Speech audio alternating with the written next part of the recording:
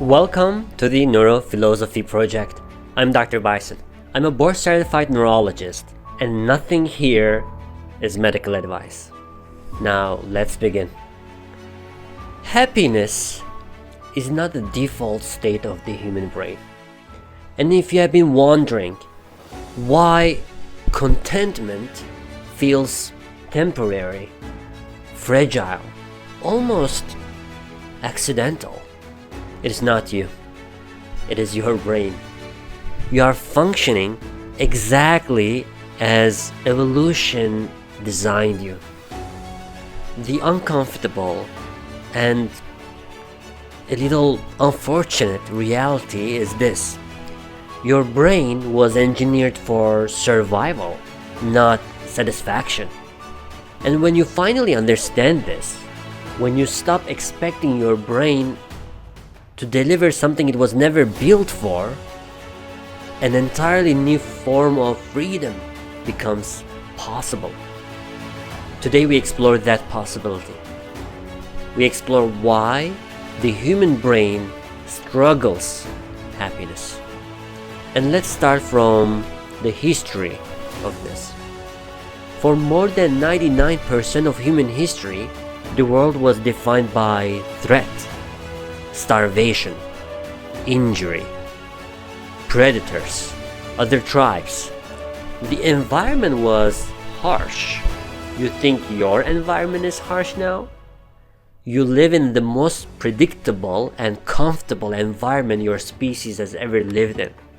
Your ancestors, like 100,000 years ago, woke up every day in a world of real danger, real instability, and real uncertainty.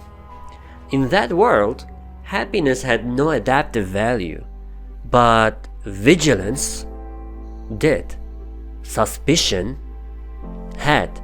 Planning, scanning, anticipating, those helped with survival.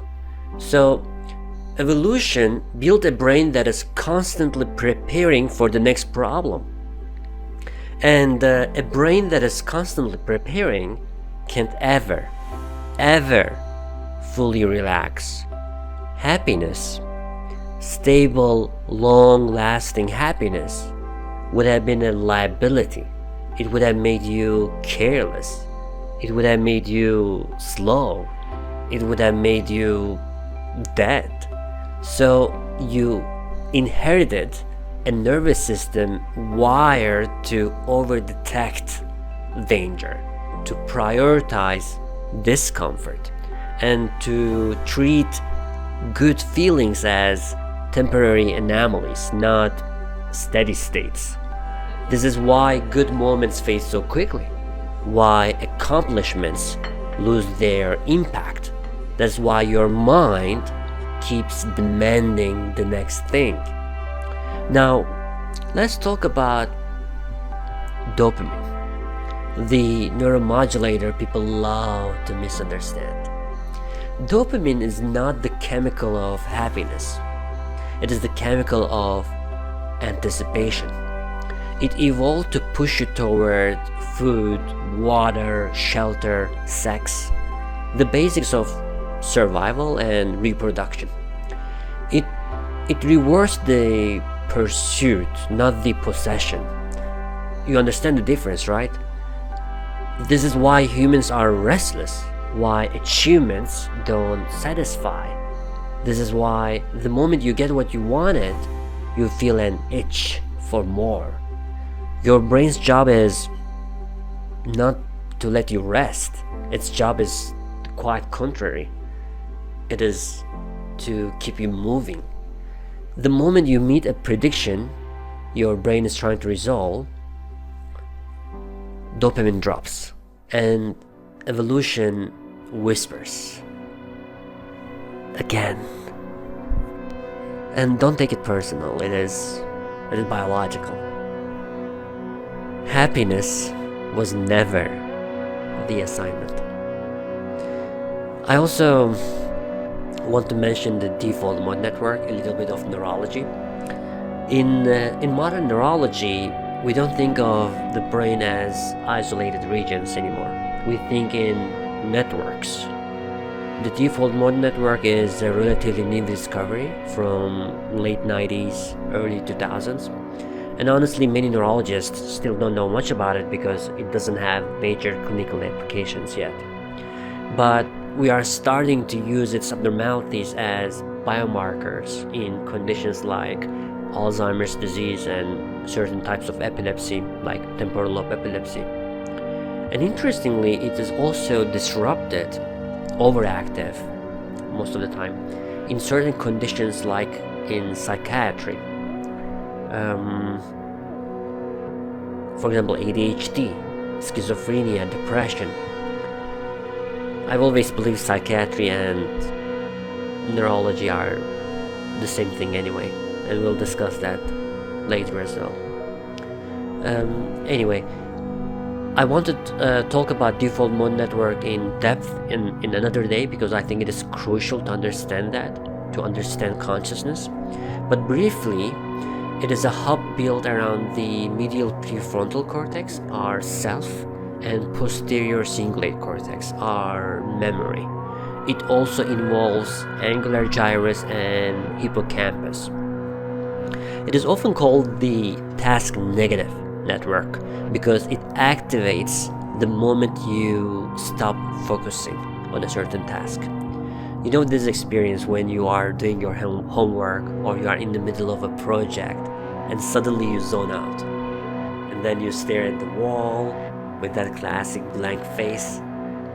You are daydreaming, and that is the default mode network kicking in. It is almost entirely self-referential.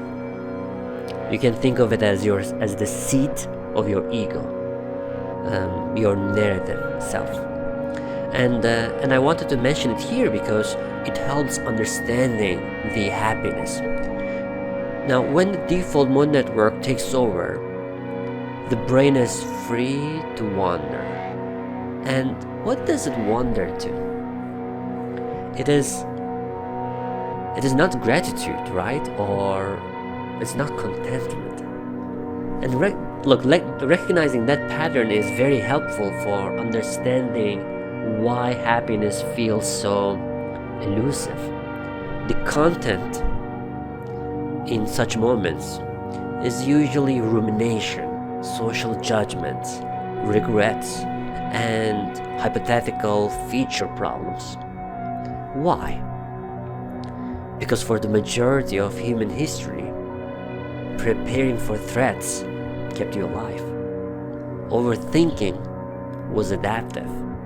Anticipating danger was intelligent. Even catastrophizing served a purpose.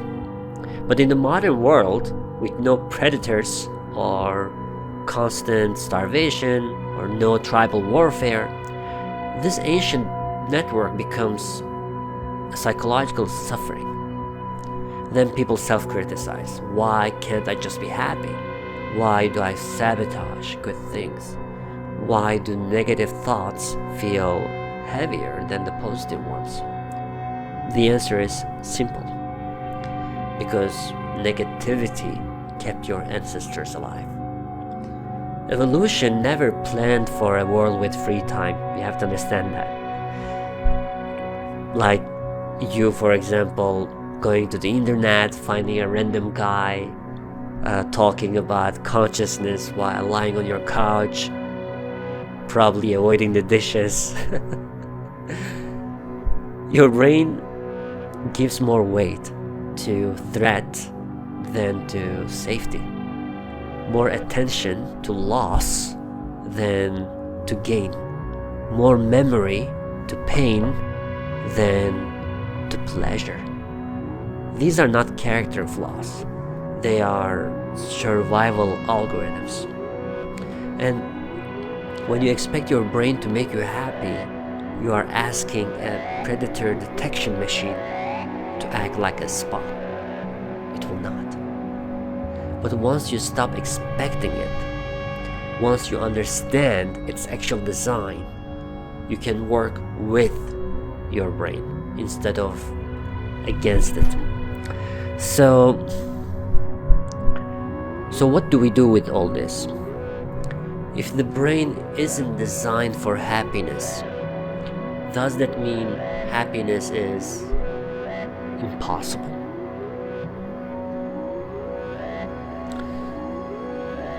Not at all. It means something far more profound.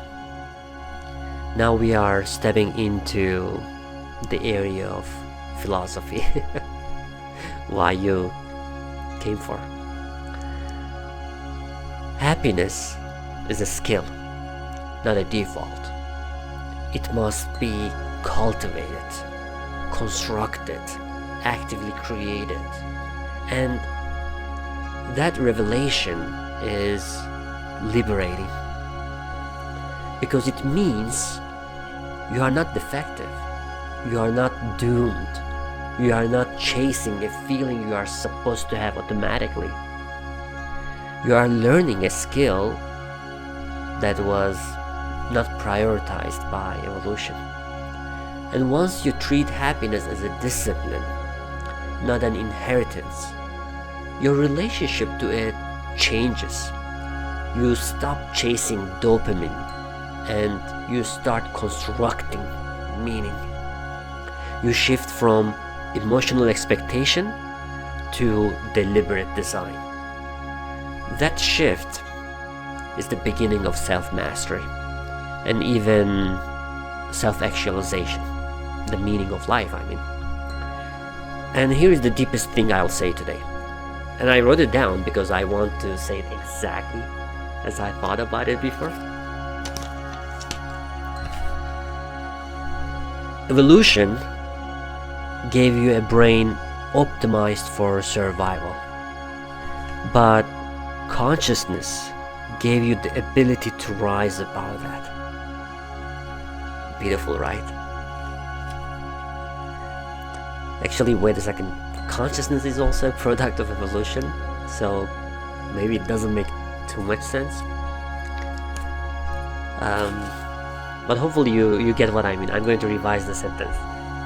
But my point is that humans are the only species capable of reflecting on their own thoughts, questioning their instincts, reshaping their behaviors, redesigning their identities, choosing what they value, and my favorite, constructing meaning. So, survival is automatic, but happiness is not. Meaning is not, but meaning, purpose, intentional living. These allow you to transcend some limitations of biology. In other words, you were not designed for happiness, but you are capable of something far greater, creating it deliberately. And that is the heart of neurophilosophy, understanding your brain as it is so you can decide who you become. I hope this my first talk about the subject was helpful. Thank you for being part of the Neurophilosophy project. Reflect on this and we'll go deeper next time.